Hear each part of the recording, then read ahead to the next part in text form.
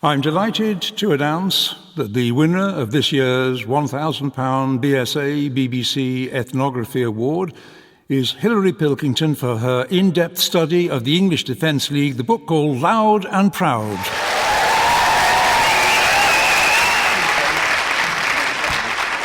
I'd like to thank the BBC and Thinking Aloud in particular.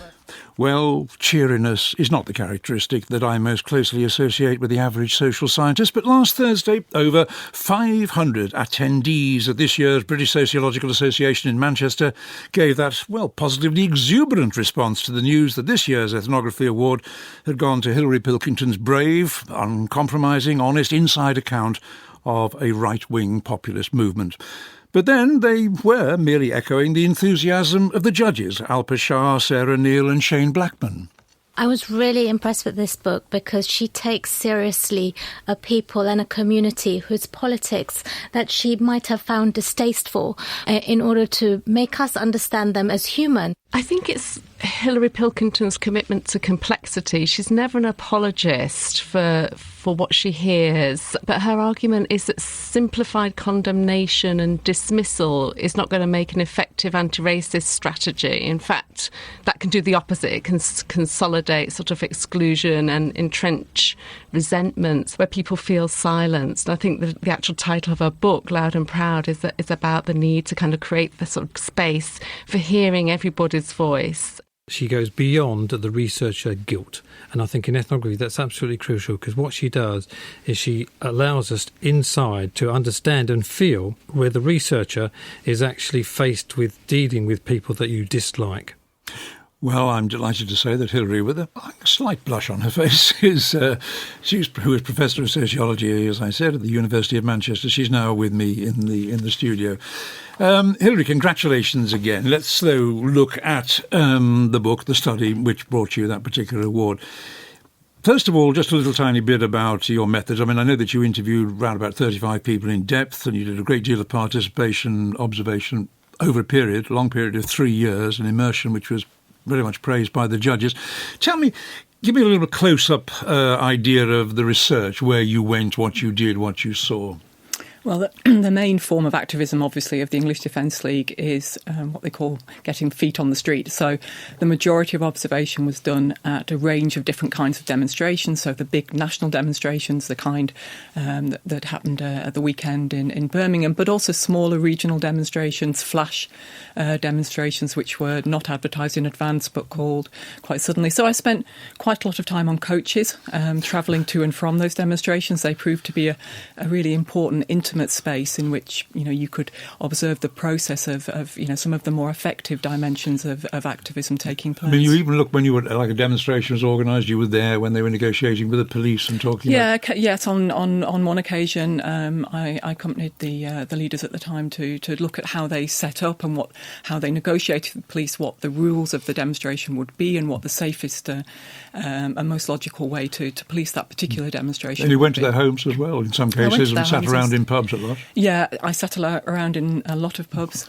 and homes. Yes, occasionally with some of the respondents, that was a convenient place for them to talk and a space they felt comfortable talking, and I could be in.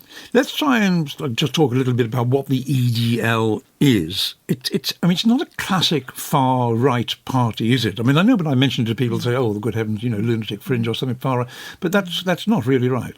No, I don't think it is. I think it's a single issue movement. It's closer, if we want to use those typologies, it's closer to a populist radical right movement of the kind that are kind of proliferating across Europe at the moment than the classic British far right movement. And I think that's because it doesn't have a neo-Nazi ideology. It doesn't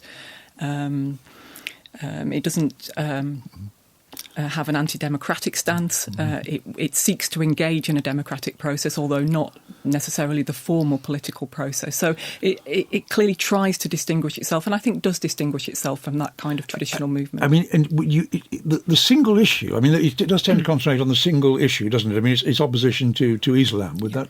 Is that Yes, I mean, that slips a little bit in the original EDL mission statement, which lasted through till the beginning of 2016, there was a very conscious statement of the opposition being to militant Islam.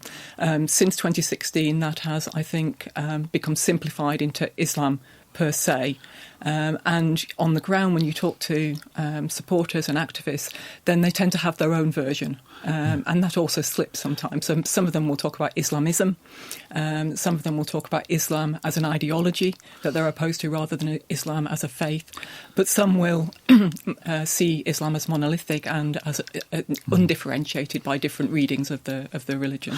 You see, because we had recently, I mean, last week there was this EDL rally, which you just referred to, which was a photograph of a young British Asian woman smiling at an angry protester. It went viral, widely shared as a symbol, if you like, of Birmingham's defiance in the face of the far right. And the woman said that the picture had been taken when she stepped in to defend a woman wearing a hijab who had been surrounded by a group of protesters after she'd called them racist. This is an interesting point, isn't it, though, Hilary? Because the movement which you so meticulously document in your study has many members who insist that they are not racist. Tell me how they then see themselves. Yeah, I mean, obviously, what the ethnographer's job is to try and understand the world as your research subjects understand it. So I was very keen not to describe the people that I talked to a priori as racist, and to understand how they understood racism and why they felt that they weren't racist. So, you know, they used often differentiations, especially with those traditional far-right movements. So they said, well, you know, racism is what the BNP does, it's not what we do. They used very simple and straightforward notions of racism. So racism being prejudice or discrimination on the basis of skin colour, and said, you know, I'm clearly not that. I don't have any of those prejudices. I don't discriminate on those grounds.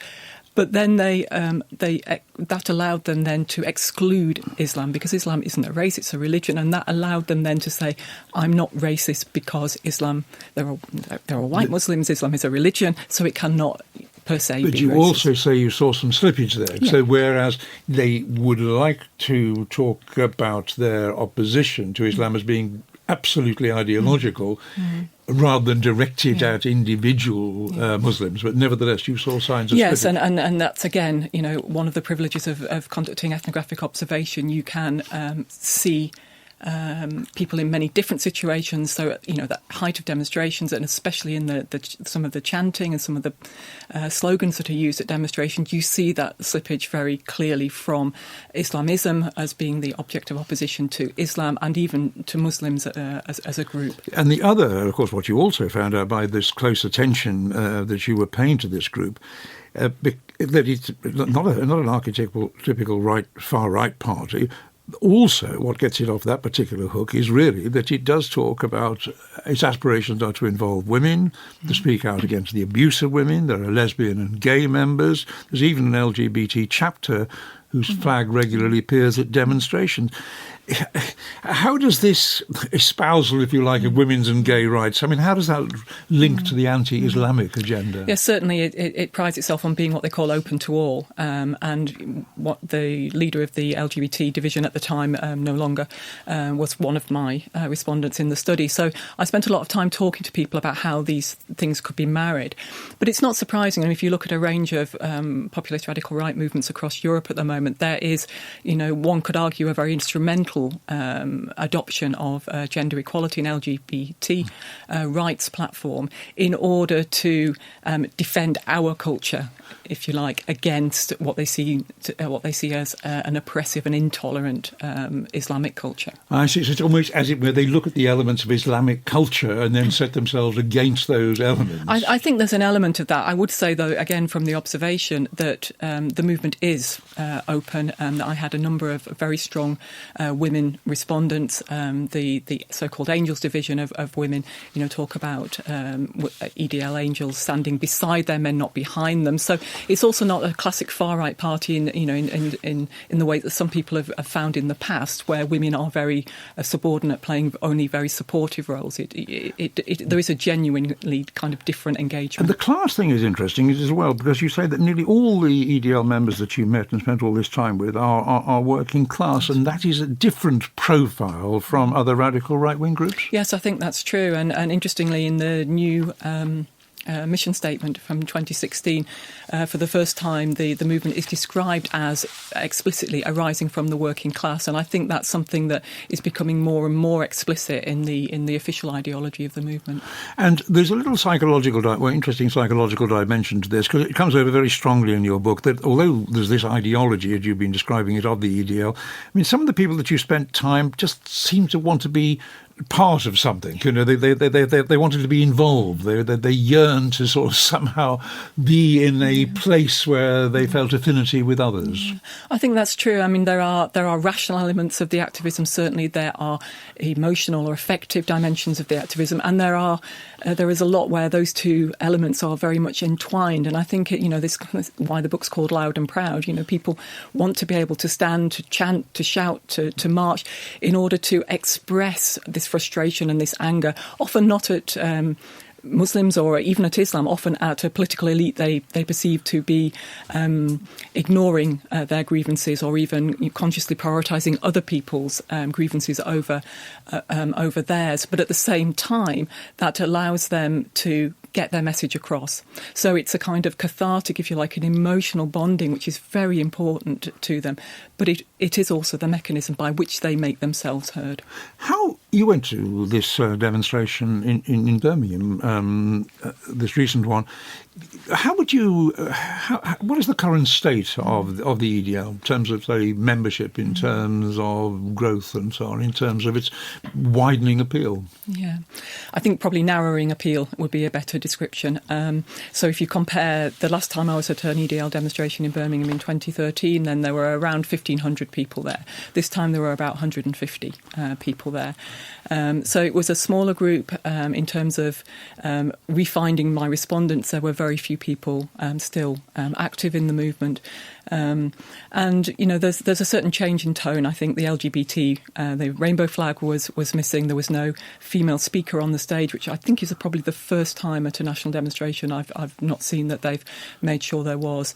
The policing was very different, and I think that says quite a lot. So the demonstration wasn't barricaded off, which is why the incident that we've all seen in the press over the weekend could take place, because actually there was a proximity to both passers-by and to the counter-demonstrators, and that incident was an interaction between a counter-demonstrator and the EDL demonstration. And that shows how the police, I think, also see this as kind of a very different type of movement than it was a few years ago. That is so interesting.